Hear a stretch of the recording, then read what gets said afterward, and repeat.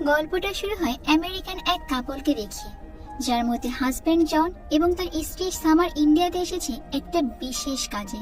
তারা এয়ারপোর্ট থেকে নেমে একটা ট্যাক্সি নেয়। ট্যাক্সিতে বসে জন তার স্ত্রীকে বলে, আমাদের পছন্দ মতো যদি একটা মেয়ে পেয়ে যায় তাহলে আমাদের কাজটা হয়ে যাবে। ব্রোকার আমাকে নতুন কিছু মেয়ের ছবিও দিয়েছে। তখন সামার বলে যে, কিন্তু তুমি তো দেখলে মেয়েগুলো ফ্যাক্টরিতে কাজ করে আর তারা তেমন হেলথিও না। এটা বলে তারা দুইজনে চুপ হয়ে যায়। সেই সময় ট্যাক্সি ড্রাইভার ভানু আবার তাদের কথা খুব মনোযোগ দিয়ে শুনছিল। তো একটা জায়গায় গাড়ি থামার পর জন তার মোবাইলে আবার কিছু মেয়ের ছবি দেখে।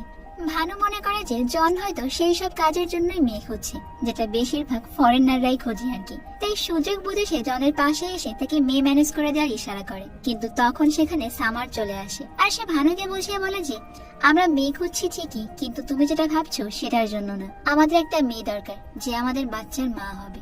এটা শুনে ভানু ফার্স্টে বলে যে, ও আচ্ছা, আপনাদের বাচ্চাকে দেখাশোনা করার জন্য একটা কাজের মেয়ে প্রয়োজন, তাই না? কিন্তু সামার তাকে বলে যে, না না, আসলে আমাদের একটা সারোগেট মা প্রয়োজন।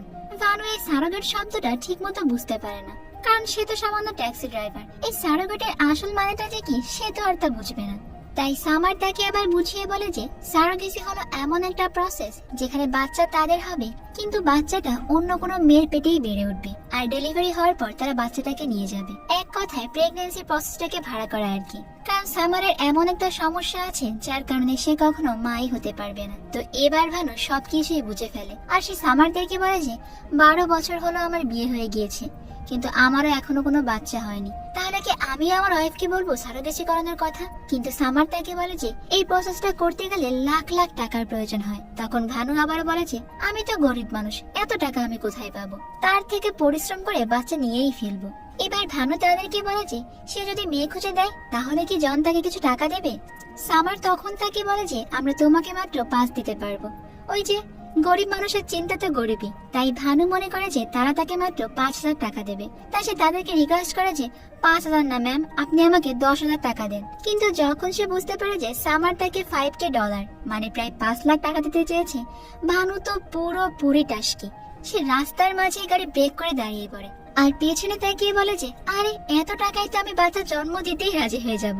আসলে এই ভানু লোকটার কাণ্ড কারখানা পুরো মুভি জুড়েই বেশ মজার, আপনারা শুধু দেখতে থাকুন। তো এরপরেই শুরু হয়ে যায় ভানুর মেয়ে দেখানোর পালা। সে সবার প্রথমে সামার আর জনকে একটা বয়স্ক মহিলার কাছে নিয়ে আসে আর তাদেরকে বলে যে, এই যে একজন এক্সপার্ট মা, সে এই পর্যন্ত 14টা বাচ্চার জন্ম দিয়েছে। এর থেকে ভালো মা আপনারা কোথাও পাবেন না। কিন্তু সামার তাকে বোঝায় যে, এই মহিলার অনেক বয়স হয়ে গিয়েছে, আমাদের একটা ইয়াং এবং হেলথি মেয়ে দরকার, কারণ বাচ্চার সুস্থতার জন্য মায়ের ফিট থাকাটা অনেক জরুরি। এবার ভানু পুরো বিষয়টাই বুঝতে পারে। তাই সে জনদেরকে একটা নাচের প্রোগ্রামে নিয়ে আসে। সেখানেই মিমি নামের একটা মেয়ে, মানে আমাদের হট কৃতিসানার নাচ ছিল। আর সে যে কোন গানে নাচছিল তা কি আমার বলতে হবে? পারাম সুন্দরী। গানটা কিন্তু বেশ সুন্দর, তাই না? তো যাই হোক, নাচ শেষে সে জলি নামের এক লোকের সঙ্গে কথা বলছিল। মিমির ইচ্ছা সে নায়িকা হবে, আর সেই জন্য জলি তাকে বলে যে তাকে নাম করা ফটোগ্রাফারকে দিয়ে ছবি তোলাতে হবে, আর এতে তার 5 লাখ টাকার মতো খরচ পড়বে। এরপর একটা ছোট মিউজিক ভিডিও শুট করতে হবে, যেখানে প্রায় 10 লাখ টাকা খরচ হবে। এভাবেই সে ইন্ডাস্ট্রিতে পরিচিতি পাবে। মিমির স্বপ্ন তো অনেক বড় ছিল, কিন্তু তার কাছে এত টাকা ছিল না, তাই সে সব কিছুই করতে পারে না। এদিকে জন আর সামার ভানুর সঙ্গে দেখা করে বলে তাদের একটা মেয়েকে পছন্দ হয়েছে। ভানু তখন মেয়েটার সম্পর্কে জানতে চাইলে সামার বলে যে, ওই যে গত রাতে যে মেয়েটা নাচ করছিল সে, কারণ মেয়েটা বেশ ইয়াং আর তাছাড়া ড্যান্সাররা সবসময় ফিট থাকে। তাই বাচ্চা জন্ম দেওয়ার জন্য বা সারোগেসি মাদার হিসেবে এরাই পারফেক্ট হবে। তুমি যদি তার মতো কাউকে পাও তাহলেই ভালো হবে। তখন ভানু বলে যে, আরে তার মতো কেন, আমি তো তাকেই ম্যানেজ করে ফেলবো। তো প্রোগ্রাম শেষ করে মিমি আর তার বান্ধবী জিয়া যখন বাড়ির দিকে ফিরবে, তখন অনেক রাত হয়ে যাওয়ার কারণে তারা আর গাড়ি পাচ্ছিল না। তাই ভানু এই সুযোগে তাদের সামনে আসে আর তাদেরকে বাড়ি পৌঁছে দিয়ে আসার প্রস্তাব দেয়। আর গাড়ি না থাকায় মিমিও রাজি হয়ে যায়। মিমিদেরকে গাড়িতে তোলার পর ভানু কিছু মা রিলেটেড গান চালিয়ে দেয় আর বলে যে, মা আর বাচ্চার সম্পর্ক হলো দুনিয়ার সব থেকে মধুর সম্পর্ক। যদি আমি পারতাম তাহলে আমি নিজেও বাচ্চা জন্ম দিতাম। এর মধ্যে মিমির বাড়ি চলে আসে আর সে নেমে চলে যেতে লাগলে ভানু তাকে ডেকে বলে যে, ফরেনার 2 জন আজকে আপনার নাচ দেখেছিল, তাদের আপনাকে অনেক পছন্দ হয়েছে, তাই তারা আপনাকে দিয়ে একটা বাচ্চার জন্ম দিতে চায়। এটা শুনে মিমি তো ভানুর গালে ঠাস করে একটা চড় মেরে দেয় আর সেখান থেকে রাগ হয়ে চলে যায়। একবার আপনারাই ভাবুন তো, এমন একটা সেন্সিটিভ প্রস্তাব যদি হঠাৎ করে মাঝরাতে কেউ আপনাকে এসে দেয়, তখন আপনি আপনি কি করবেন? মিমি তো হয়তো এক গালে চড় দিয়েছে, আমি হলে হয়তো দুই গালে ঠাস ঠাস করে মেরে দিতাম।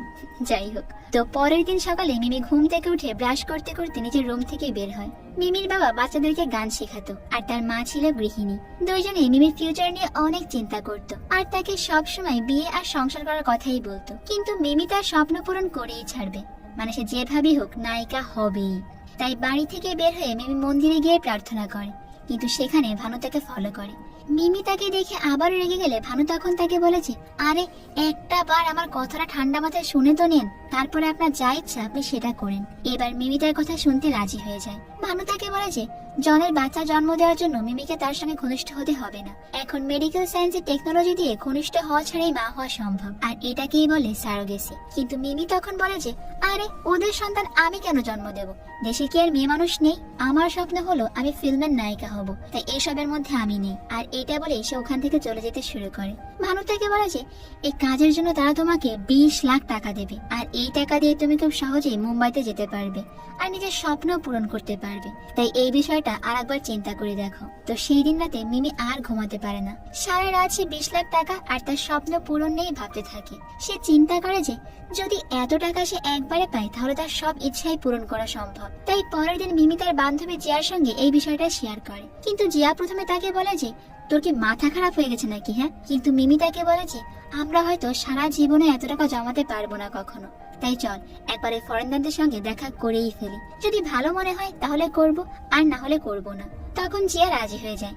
তাই তারা দুজন তখন জন এবং সামারের সঙ্গে দেখা করতে চলে আসে। জিয়া তাদেরকে জিজ্ঞাসা করে যে আপনাদের মিমিকেই কেন লাগবে? সামার তখন বলে যে মিমি একজন ড্যান্সার, সে ন্যাচারালি অনেক বেশি ফিট, আর আমরাও চাই আমাদের বাচ্চাটা কোনো সুস্থ সবল মায়ের পেটেই বেড়ে উঠুক। তো মিমি তখন জিজ্ঞাসা করে যে আমি টাকাটা পাবো কিভাবে? সামার তাকে বলে যে আমরা প্রতি মাসে তোমার খরচের জন্য 50,000 করে টাকা দেব, আর বাচ্চা ডেলিভারির পরে বাকি 15 লাখ টাকা তোমাকে আমরা একবারেই দেব। এটা শুনে তো মিমি টাকার লোভে তাদেরকে বলে যে সে সারাগোসি হওয়ার জন্য রাজি। কিন্তু ভানু যখন তাদেরকে গাড়িতে করে এগিয়ে দিতে যাচ্ছিল তখন মিমি বলে যে আমি প্রেগনেন্ট হয়ে গেলে বাড়িতে কি বলবো? ভানু তাকে বলে যে তুমি কোনো বাহানা দিয়ে 10 মাসের জন্য বাড়ি থেকে বাইরে কোথাও থাকো।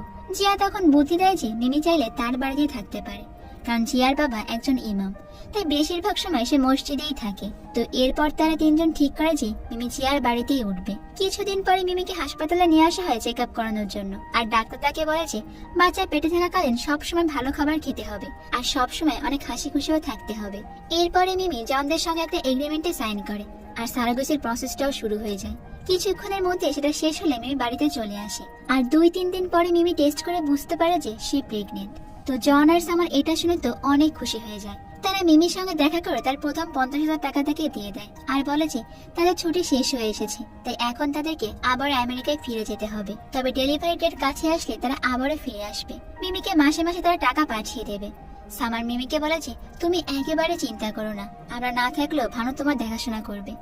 ভানু তাদের থেকে টাকা পাচ্ছিল, তাই সেও রাজি হয়ে যায়। তো এরপর মেয়ে বাড়ি ফিরে তার মা বাবাকে বলে যে সে একটা সিনেমাতে চান্স পেয়েছে, আর সেটা শুট করতে 10 মাস সময় লাগবে, তাই মিমিকে এখন সেখানেই যে থাকতে হবে। মিমির বাবা মা তো এটা শুনে অনেক খুশি হয়ে যায়, কিন্তু মিমিকে একা ওখানে যেতে দিতে তারা রাজি হয় না। কিন্তু মিমি তখন তাদেরকে অনেক বড় বড় স্বপ্ন দেখিয়ে রাজি করে ফেলে। তো এরপর মিমি তার এলাকা থেকে একটু দূরেই বোরখা পরে, আর ভানু একজন মুসলিম সেজে জিয়াদের বাড়িতে থাকার জন্য যাচ্ছিল। জিয়ার এলাকার এক দোকানদার তাকে জিজ্ঞাসা করে যে এরা কারা? জিয়া তখন বলে আমার ফুফাতো বোন আর তার হাজবেন্ড, কিছুদিন তারা আমাদের সঙ্গেই থাকতে এসেছে। তো পরের দিন খুব ভোরে মিমি আর জিয়া হাঁটতে যায়, কারণ ডাক্তার মিমিকে সকালে হাঁটতে বলেছে। তখন জিয়ার বাবা তার বাড়িতে আসলে ভানুকে দেখে তো পুরো অবাক হয়ে যায়। সে জিজ্ঞাসা করে যে তুমি কে? ভানু নিজের নাম বলে নওয়াজউদ্দিন। জিয়ার বাবা তার মেয়ে কোথায় জানতে চাইলে ভানু বলে যে আমার ওয়াইফ তো প্রেগনেন্ট, তাই জিয়া ওকে নিয়ে একটু হাঁটতে বেরিয়েছে। তো এরপর তাদের দুজনের মধ্যে বেশ কথা হয়। এখানে কি আপনারা একটা বিষয় খেয়াল করেছেন? এইসব কথা বলতে বলতেই কিন্তু মিমি আর ভানু একে অপরের হাজবেন্ড আর ওয়াইফ হয়ে গিয়েছে। বিষয়টা ইন্টারেস্টিং না? তো যাই হোক, এদিকে ভানু আর জিয়া মিলে দিন দিন মিমির অনেক যত্ন নেয়, তাকে ভালো ভালো খেতে দেয়, সব সময় হাসি খুশি রাখার চেষ্টা করে। আর দেখতে দেখতে মিমির পেটে বাচ্চাটাও বড় হতে শুরু করে, আর মিমির পেটও বড় হয়ে যায়। তাই তারা মিমিকে নিয়ে আবার আসে ডক্টর চেক আপের জন্য। সেখানে এসে মিমি দেখে যে জন ও সামার এসেছে তাকে দেখতে, কিন্তু চেক আপের পর ভেতরে গেলে ডাক্তার বলে যে আমরা চেক আপ করে দেখেছি মিমির পেটে যে বাচ্চাটা রয়েছে সেটা মানসিক প্রতিবন্ধী হওয়ার সম্ভাবনা অনেক প্রবল। এমন অনেক সময় হয় সবকিছু ঠিকঠাক থাকলেও বাচ্চাটা হয়তো পুরোপুরি সুস্থভাবে জন্মগ্রহণ করবে না। এটা শুনে জন আর সামার তো খুবই ভেঙে পড়ে। তারা বলে যে আমরা তো একদম সুস্থ সবল একটা বাচ্চাকে আশা করেছিলাম। তাই তারা ভানুর সঙ্গে দেখা করে আর বলে যে এই বাচ্চাটার কিছু সমস্যা রয়েছে, তাই এখন আর তাদের এই বাচ্চাটা লাগবে না। এইটা শুনে তো ভানু প্রচন্ড রেগে যায় আর সে বলে যে আরে মশাই, আপনাদের বাচ্চা আপনারা না নিলে কে দেখাশোনা করবে? আপনাদের বাচ্চা আপনারাই নিয়ে যান। কিন্তু জন তাকে বলে যে আমরা মানসিক ভারসাম্যহীন কোনো বাচ্চাকে সারা জীবন পালতে চাই না, তাই মিমিকে বলে দাও সে যেন অ্যাবর্শন করে বাচ্চাটাকে নষ্ট করে ফেলে। ভানু তখন মিমির কাছে আসে আর তাকে জনরা যা বলেছে সেটা জানায়, যে তাকে বাচ্চাটা নষ্ট করার কথা বলে। কিন্তু এটা শুনে তো মিমির অবস্থা পুরোপুরি খারাপ হয়ে যায়, কারণ এত কিছু করার পর যদি এখন জনরা পিছিয়ে যায় তাহলে মিমির স্বপ্ন এবং এতদিনের প্ল্যান সবকিছু এক নিমিষে শেষ হয়ে যাবে। মিমি তখন সেখান থেকে বের হয়ে জনদেরকে হোটেলের রাস্তায় সব জায়গায় খুঁজতে শুরু করে, কিন্তু রাস্তায় বেরোনোর পর সবাই দেখে ফেলে যে মিমি প্রেগনেন্ট। আর এই নিউজটা তার বাড়িতেও চলে যায়। তারপর তার মা বাবা মিমিকে এই অবস্থায় দেখে অনেক হতাশ হয়ে পড়ে। তারা কি করবে কিছুই বুঝতে পারছিল না। গ্রামের কেউই বুঝতে পারছিল না যে মিমি কিভাবে প্রেগনেন্ট হলো। তার মা ভাবছে মিমির হয়তো কারোর সঙ্গে অবৈধ সম্পর্ক ছিল। তারা সবাই তো মিমির কাছে ছেলেটার নাম জানতে চায়, কিন্তু মিমিও বুঝতে পারছিল না এখন সে কি বলবে। তাই সে ভানুকে দেখিয়ে বলে এই হলো আমার বাচ্চার বাবা। এটা শুনে তো এবার সবাই মিলে ভানুকে অনেক বেশি কথা শোনাতে শুরু করে। কিন্তু তখন মিমি দাদি বলে যে যা হওয়ার তা হয়ে গিয়েছে, আর মিমি এখন পোয়াতি, তাই সবার উচিত ওর ভালো করে খেয়াল রাখা। তো এবার পরিবেশ একটু শান্ত হয়ে গেলে ভানু মিমির কাছে এসে বলে যে আপনি আমাকে কেন ফাঁসালেন বলুন তো? আমার তো আগে থেকে একজন ওয়াইফ আছে। ভানুর কথা শুনে মিমি তখন আরো রেগে যায় আর সে ভানুকে বলে যে আমি তোমাকে ফাঁসাইনি, উল্টো তুমি আমাকে ফাঁসিয়েছো।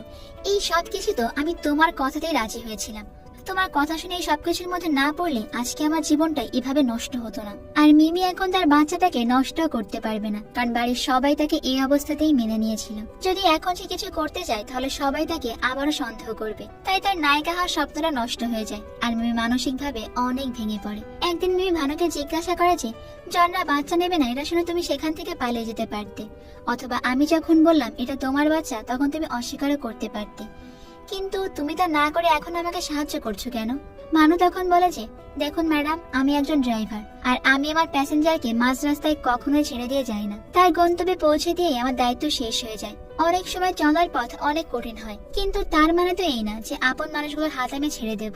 আর সেই দিন রাতে মিমির ডেলিভারি পেন শুরু হয়ে যায়, তাই সবাই মিলে তাকে হাসপাতালে নিয়ে আসে আর সেখানেই মিমির ডেলিভারি হয়ে যায়। ডাক্তার অপারেশন থিয়েটার থেকে বেরোলে জিয়া তাকে জিজ্ঞাসা করে যে বাচ্চার কোনো সমস্যা নেই তো? ডক্টর তাকে বলে যে আরে না, বাচ্চা তো একদম সুস্থ আর অনেক হেলথিও হয়েছে। আসলে কখনো কখনো আল্ট্রাসোনোগ্রাফির রিপোর্টে ভুল আসে। সবাই তো বাচ্চা সুস্থ আছে জেনে খুবই খুশি হয়ে যায়, কিন্তু যখন তারা বাচ্চাটাকে দেখতে আসে সবাই তো খুবই অবাক হয়ে যায়, কারণ বাচ্চাটা একদম বিদেশিদের মতোই হয়েছিল। কারণ এটা তো আসলে জনের বাচ্চা ছিল, জনের ডিএনএ সে পেয়েছে, তাই দেখতে একদম আমেরিকানদের মতোই হয়েছে। এরপরই আস্তে আস্তে তাদের পুরো গ্রামে খবর প্রচার হয়ে যায় যে মিমি একদম বিদেশিদের মতো একটা বাচ্চার জন্ম দিয়েছে, আর সবাই তাকে দেখতে চলে আসে। বাচ্চা হওয়ার পর জিয়া মিমিকে জিজ্ঞাসা করে যে তোমার এখন কেমন লাগছে? মিমি তাকে বলে যে আমার এখন অন্যরকম লাগছে। আমি তো কখনোই ভাবিনি আমার মধ্যে এই বাচ্চার প্রতি এমন অনুভূতি জন্ম নেবে। তখন জিয়া বলেছে আসলে আমরা সবসময় যেটা ভাবি সেটা আমাদের জীবনে হয় না, বরং যেটা আমাদের সঙ্গে হয় সেটাই আমাদের জীবন। তাই তোমাকেও জীবনকে মেনে নিয়ে সামনের দিকে এগিয়ে যেতে হবে। এদিকে ভানু তো এখন এই শহরের সেলিব্রিটি। তাকে এসে সবাই জিজ্ঞাসা করছে যে কি করেছিলে ভাই, কি করে তুমি এত সুন্দর বাচ্চা জন্ম দিলে? একটু বলো তো টেকনিকটা, আমরাও ফলো করি যাতে আমাদের এরকম ফুটফুটে একটা বাচ্চা হয়। তাই সেও সবার সামনে ভাব নেওয়ার জন্য মন খুলে টিপস দিতে শুরু করে। ঠিক এমন সময় ভানুর ওয়াইফ তাকে ফোন করে রাগারাগি করতে থাকে, কারণ গত কয়েক মাস হলো ভানু একবারের জন্য বাড়িতে আসেনি। আর এতে ভানুর ওয়াইফের ভানুর প্রতি সন্দেহ হয়, তাই সে ভানু যে শহরে থাকতো সেই শহরে চলে আসে আর সবাইকে ভানুর একটা ছবি দেখিয়ে জিজ্ঞাসা করতে থাকে যে কেউ কেউ চেনে কিনা। আসলে ভানু তো অলরেডি এই শহরে ফেমাস হয়েছিল, তাই যাকেই জিজ্ঞাসা করছিল সবাই বলছিল যে আরে এ তো মিমির বর। ব্যাস এবার বোঝেন অবস্থা।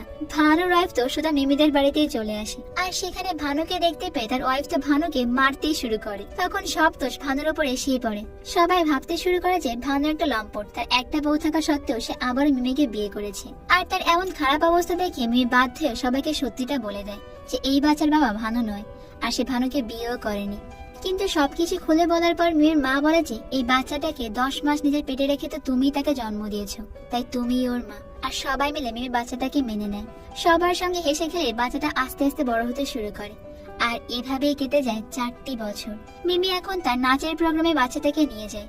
এরপরে হঠাৎ একদিন দেখা যায় যে জন ও সামার আবারও ফিরে এসেছে। আর তাদেরকে দেখে তো মিমি অনেক বেশি রেগে যায়, কারণ মিমিকে তারা একদম দুঃসময় রেখেই পালিয়ে গিয়েছে। মিমি তাদেরকে অনেক কথা শোনায়, কিন্তু সামার কাঁদতে কাঁদতে বলে যে এখান থেকে যাওয়ার পর আমরা আর বাচ্চাটাকে নেওয়ার কথা ভাবতে পারিনি। আমরা দুইজনই মানসিকভাবে অনেক হতাশ হয়ে পড়েছিলাম। এর মাঝে একদিন ফেসবুকে দেখতে পাই তুমি একটা বাচ্চাকে নিয়ে ডান্স করছো। আমরা বুঝতে পারি যে এটা আমাদেরই বাচ্চা। মিমি তখন সামারকে বলে যে এই বাচ্চা কোনোভাবেই তোমার না, ওটা আমার বাচ্চা। আর এই বাচ্চার প্রতি শুধুমাত্র আমারই অধিকার রয়েছে, তোমাদের কোনো অধিকার নেই। এই 4 বছর ধরে মানুষ করার পর আমি আমার বাচ্চাকে কখনোই তোমাদেরকে দিয়ে দেব না, এই ধারণা তোমরা স্বপ্নেও করো না। তাই এখান থেকে চুপচাপ কেটে পড়ো। পরের দিন ভানু সেখানে আসে আর রেগে গিয়ে বলে যে ওদের সাহস কি করে হয় বাচ্চাকে এখান থেকে নিয়ে যাওয়ার। রাজকে আমরা সবাই মিলে ভালোবাসা দিয়ে বড় করেছি। ও আপনাদের তো বলতেই ভুলে গিয়েছি, মিমি তার ছেলেটার নাম রেখেছে রাজ। ভানু তখন আরো বলে যে ওদের যা ইচ্ছা হয় ওরা তাই করুক, কিন্তু রাজকে আমরা কোনোভাবেই দেব না। তো ভানু যখন এইসব কিছু বলছিল তখন সেখানে জন আর সামার চলে আসে। তারা রাজের জন্য কিছু খেলনাও নিয়ে এসেছিল, কিন্তু মিমি তাদেরকে সেখান থেকে চলে যেতে বলে। তখন রাজ সে সামারের খেলনাটা নিয়ে খেলতে শুরু করে। জন তাকে বলে যে আমরা যখন এখান থেকে চলে গিয়েছিলাম সামার অনেক ডিপ্রেসড হয়ে পড়েছিল, এমনকি সে কয়েকবার সুইসাইড করার চেষ্টা করেছে। আজ 4 বছর পর আমি তাকে এত খুশি দেখছি, তাই এত সহজে আমি সামারের মুখ থেকে খুশি চলে যেতে দিতে পারি না। তাই আমি চাই বাচ্চাটাকে তুমি আমাদের কাছেই দিয়ে দাও, তা না হলে কিন্তু আমি কোর্টে যেতে বাধ্য হব। আর এটা বলে তারা দুজন সেখান থেকে বের হয়ে যায়। তখন তাদের সামনে এসে ভানু বলে যে দয়া করে আপনারা এবার আর মিমির কাছ থেকে বাচ্চাটাকে কেড়ে নিয়েন না। এই বাচ্চাটার জন্য সে জীবন থেকে সবকিছুই হারিয়েছে। সে নায়িকা হতে চেয়েছিল, কিন্তু বাচ্চাকে মানুষ করতে গিয়ে তার সব ইচ্ছাগুলোকে সে একেবারে ত্যাগ করে দিয়েছে। আর 4 বছর পরে এসে আপনারা এখন বাচ্চাটাকে নিয়ে যেতে চাচ্ছেন। আপনারা যদি কোর্টে যেতে চান যেতে পারেন, কিন্তু মনে করবেন না যে মিমি একা, আমরা সবাই তার পাশে আছি। যে কোর্টে যেতে হয় আমরা যাব, কিন্তু কোনোভাবেই আমরা আমাদের আদরের রাজকে আপনাদের হাতে দিব না। তো এদিকে রাতে শুয়ে মিমি ভাবছিল যে সে কি রাজকে তার কাছে রেখে ভুল করছে কিনা। হয়তো সে তার আসল মা বাবার কাছেই ভালো থাকবে। আর সামারা ফেরার সময় ঠিক একই কথা ভাবছিল যে হয়তো বাচ্চাটা মিমির সঙ্গেই ভালো থাকবে, কারণ সেটা বাচ্চাটাকে ছোট থেকেই বড় করেছে। মানে 2 মায়েরই মন এক বাচ্চাকে নিয়েই ভাবছিল। তো মিমি অবশ্যই ঠিক করে যে সে রাজকে তার আসল মা বাবার কাছেই ফিরিয়ে দেবে, কারণ সে যতই চেষ্টা করুক না কেন আইনি ভাবে সে রাজকে কোনোদিনও পাবে না। আর সে কোনোভাবেই চায় না যে 2 পক্ষের টানাহেঁচড়ার কারণে রাজ কোনো কষ্ট পাক। কিন্তু মিমির বাড়ির সবাই এই ডিসিশন মানতে রাজি ছিল না, তা বাধ্য হয়ে সবাইকে মিমির কথাই মেনে নিতে হয়। তাই সবাই একসঙ্গে রাজকে নিয়ে জন আর সামারের কাছে যায় তাকে ফিরিয়ে দিতে। কিন্তু সামার তখন মিমিকে বলে যে তোমার রাজকে ফিরিয়ে দেওয়ার কোনো দরকার নেই, কারণ ছোট থেকে এই পর্যন্ত তুমিই তাকে বড় করেছো। আর তাই আমি যদি এখান থেকে রাজকে নিয়েও দেয় সে তোমাকে ছাড়া থাকতে পারবে না। তখন সবাই দেখে যে জনের কোলে একটা ইন্ডিয়ান মেয়ে। জন সবার কাছে এসে সামার বলে যে এই মেয়েটাকে আমরা অ্যাডপ্ট করেছি আর ওর নাম দিয়েছি তারা। তো এরপর জন আর সামার সেখান থেকে বিদায় নেয়। আর সবাই তো খুব খুশি ছিল, কারণ রাজ এখন থেকে মিমির কাছেই থাকবে। আর সেই সঙ্গে জন এবং সামারও তাদের একটা সন্তান পেয়েছে, তারাও মা বাবা হয়েছে। আর এমন একটা সুন্দর দৃশ্যের মাধ্যমে আমাদের আজকের এই গল্পটা এখানেই শেষ হয়ে যায়। তো বন্ধুরা, আজকে এই গল্পটা আপনাদের কাছে কেমন লেগেছে? আর এই মিমি মুভির জন্য কিন্তু কৃতি সেনন ন্যাশনাল অ্যাওয়ার্ডও পেয়েছে। আসলে গল্পটা অনেক সুন্দর, সময় পেলে আপনারা মুভিটা একবার দেখতে পারেন। আশা করি আপনাদের কাছে অনেক ভালো লাগবে। আজ এই পর্যন্তই থাক, দেখা হবে অন্য কোনো সুন্দর মুভির গল্প নিয়ে ভিন্ন কোনো সময়।